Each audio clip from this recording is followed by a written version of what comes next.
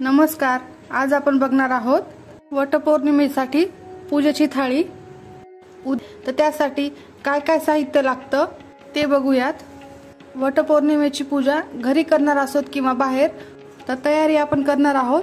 त्यासाठी बघूयात साहित्याचे ताट आणि विधिवत पूजा कशी करायची आहे याचा व्हिडिओ मी डिस्क्रिप्शन बॉक्स मध्ये देत आहे, तुम्ही बघू शकता। वडाची पूजा, काय मंत्र म्हणायचा, काय प्रार्थना करायची, एकदम सोप्या पद्धतीने सांगितलेलं आहे, तर व्हिडिओ नक्की बघा।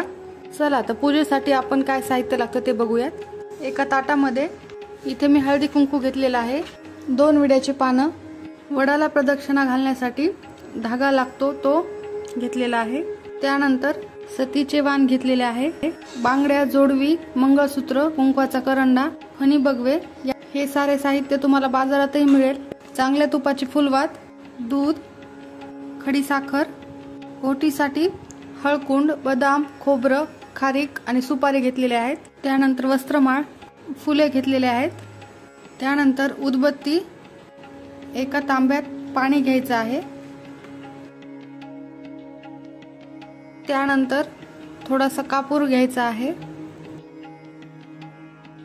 खण नारळ आणि ओटी भरण्यासाठी इथे मी एक हिरवा पीस घेतलेला आहे, तुम्ही लाल, केशरी, पिवळा कुठलाही पीस घेऊ शकता। त्यानंतर एक नारळ घेतलेला आहे, त्यानंतर तिथे असलेल्या स्त्रियांची ओटी भरण्यासाठी इथे मी आंबा आणि गहू घेतलेले आहेत। एकदम सोप्या पद्धतीने आणि विधिवत पूजेचाही व्हिडिओ आहे, तुम्ही नक्की बघू शकता।